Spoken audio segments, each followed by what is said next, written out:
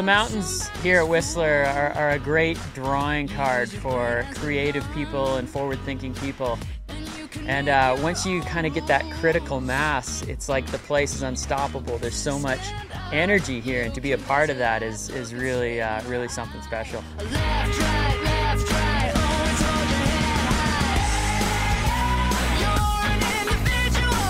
A few years back, I produced Runway Films. Whistler was definitely really supportive of it, and they built us our own huge jump on the top of the mountain. And we had a helicopter follow us off the jump, and it was so awesome because we had top snowboarders just destroying it, and it was one of those moments where I was just like, is this really happening? It was a dream come true. It was just awesome to be able to see the progression in our sport at that moment.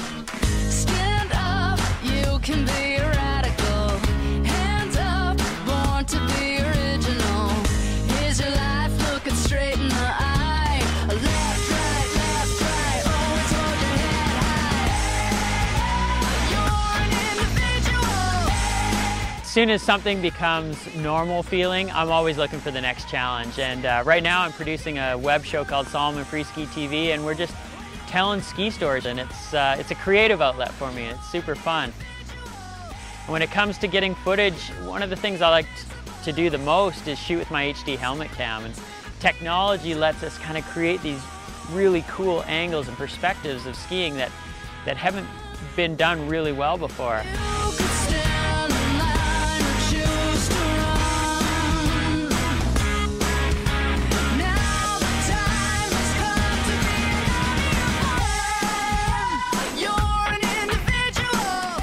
Sometimes when I'm watching that helmet cam footage, it feels like I'm doing it again, and that's the best feeling ever.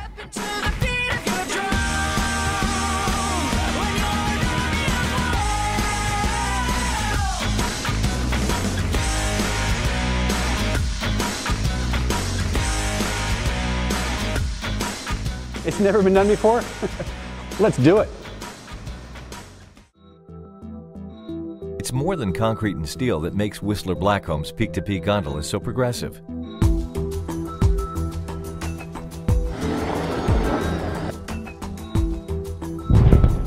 For me personally, this is a very exciting project, putting up the longest and largest lift in North America.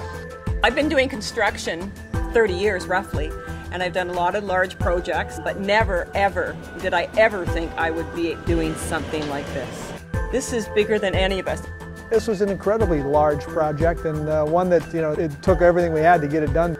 We're faced with some pretty unique challenges up on the mountain here. As you can see today, we've got snow on the ground, and yesterday morning when we came up here we had about 20 to 25 centimeters of fresh snow. Building this anywhere would be huge. Building this at the top of the mountain while it's open for skiing. We've got a ski operation going on at the same time as we're trying to do the construction of the lift here, and as well as moving lift terminals, and that's creating some unique challenges for us, and we work with those challenges every day. 2 existing chairlifts on Blackcomb had to be relocated to make room. The Solar Coaster actually was moved downhill like you move a house on a big dollies, and we put a new pad in and just rolled it down the hill about 40 or 50 meters, and that was it. Boy, this is a huge milestone in this project, getting this out of the way, I'll tell you. Over 3,000 cubic meters of concrete for lift platforms, masts, and columns had to be trucked up the mountains on access roads that had never seen that level of industrial use. 400 tons of steel was needed to build lift towers. We're at Tower 3 on the Blackcomb side right now. It's one of 2 of the taller towers, each of them being 65 meters tall when they're complete. And right now, the guys are getting ready to set the next level of steel on top here, and that starts heading for the tower head, which supports all the tower machinery and the support mechanisms for the ropes. The crew that's here, they're over from Delfmar-Garaventa. They're a group of Swiss guys. They're the crackshot guys that are erecting this stuff. Working at heights over 200 feet off the ground in all kinds of weather requires a certain comfort with exposure. Building your lifts on these mountains has always been a bit of a challenge. Back in the 60s when the Creekside Gondola was built, it was state-of-the-art technology, and the hurdles that everybody had to overcome just to build that lift at the time. They transported equipment up with pack horse, they flew concrete in beer kegs underneath the helicopters. And now we're looking at the peak-to-peak technology, and it's amazing what we can accomplish.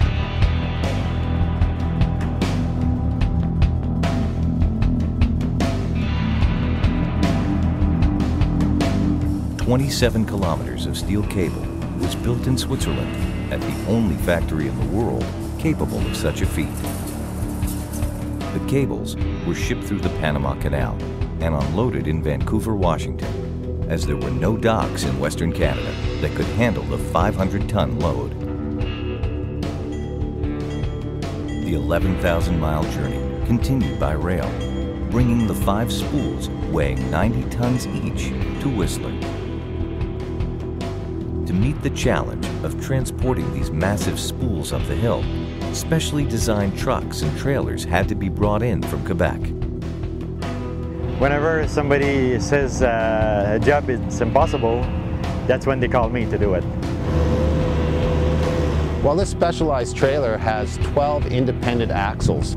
Each of the axles steers independently, so they're able to turn the wheels on the trailer to aid going around the corner. So they were able to drive up the switchbacks without too much problem. 90 tons on the back of a truck was quite the challenge. We had a 40-ton rock truck in front of the trailer and truck. We had a 30-ton rock truck pushing from behind, and we had to slide a large loader in as well to help us along the way. And it was challenging to get the ropes to the top of the hill. They are all safely at the top of the hill, set in place, and the Doppelmayr Garavanta crews are starting to pull them across the valley. It took 11 weeks to pull the 27 kilometers of cable across the valley, more than 400 meters above the Fitzsimmons Creek.